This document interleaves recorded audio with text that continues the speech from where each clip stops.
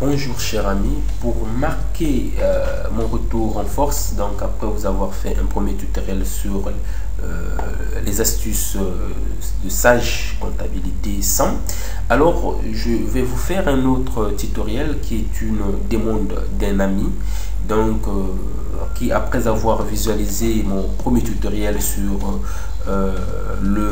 l'indicateur compteur, il m'a suggéré donc de lui montrer comment faire un tutoriel, plutôt un compteur avec aiguille. Comme vous le voyez ici, il y a une aiguille. Si on met une valeur par exemple de 70 millions, voilà une valeur de 70 millions. Si on clique à côté, on se rend compte que ça bouge, donc l'aiguille bouge. Si on met par exemple, on arrive par exemple à atteindre les 100 millions,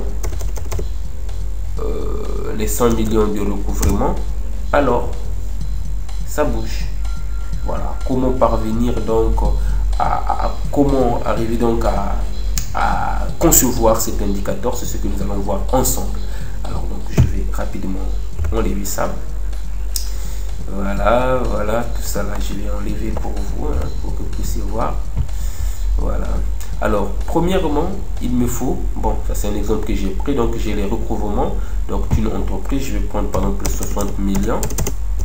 Donc, l'entreprise a fait un recouvrement donc de 60 millions sur, je vais prendre pas 60 millions, je vais prendre 80 millions, donc de recouvrement sur les 120 millions de ventes qu'elle a réalisé.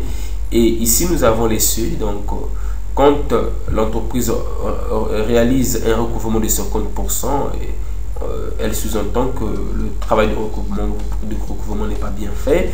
Quand ça arrive à 65%, donc entre 50 et 65, donc la performance elle est, donc il y a une alerte attention qui dit ben, attention, vous n'êtes pas sur la bonne performance. Voilà. Et ici nous avons le banc, c'est-à-dire quand vous allez au-delà de 65%, donc on sous-entend que le travail de recouvrement est en train de bien se faire, et à la fin vous avez ici 100%. Voilà. Alors maintenant rapidement nous allons calculer donc la valeur.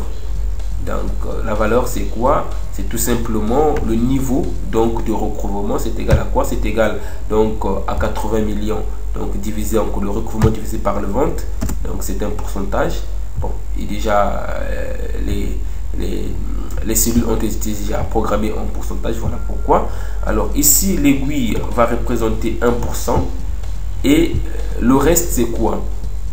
Ici vous voyez le total donc des pourcentages fait 100%, mais au niveau du reste ici l'aiguille va pouvoir pivoter tout un cercle. Donc si ici, bon, vous allez voir tout à l'heure, ça fait normalement un demi-cercle. Nous allons faire un demi-cercle avec les seuils. Alors si avec la valeur, donc l'aiguille fera 100%, doit faire le tour, donc elle fera un cercle complet, donc ça fait 200%. Vous allez pouvoir comprendre ça après. Donc je mets 200%, voilà, moins donc la valeur moins l'aiguille. Voilà, j'ai fait un OK. Alors premièrement, qu'est-ce que je fais? Excusez-moi. Premièrement, qu'est-ce que je fais? Rapidement, je vais créer donc d'abord un demi-cercle, un premier graphique avec les seuils. Donc je viens au niveau de d'insertion graphique. Voilà. Qu'est-ce que je fais? Comme le premier tutoriel que j'ai fait sur l'indicateur compteur, donc je fais un clic droit, je clique en bas, voilà, je fais un remplissage, donc remplissage, aucun remplissage, OK. Vous voyez, maintenant je vais tourner donc le cercle. Qu'est-ce que je fais? Je fais un clic droit, tout simplement, je fais un clic droit et voilà, je viens au niveau donc rotation. La rotation elle est de 270. Voilà, ça tourne. Alors je dois pouvoir respecter, vous voyez, Donc au niveau de la de 20, en fait, la première performance, mauvais, c'est 50%, et sur le rouge, donc ce qui est mauvais, donc on le symbolise par la couleur rouge. Donc attention, on va symboliser par la couleur orange. Voilà, on va la symboliser par la couleur orange. Donc remplissage unique, on va prendre la couleur orange. Et voilà, donc la bonne performance, on va la symboliser par la couleur verte. Voilà, rapidement, voilà, remplissage unique, je prends la couleur verte. Voilà. Maintenant, qu'est-ce que je fais après? Bon, rapidement, voilà, j'enlève la légende. Qu'est-ce que je fais? Donc je clique sur ce graphique là, je viens au niveau de sélectionner les données, je fais ajouter, je sélectionne donc les données que j'ai devant moi ici, je fais OK.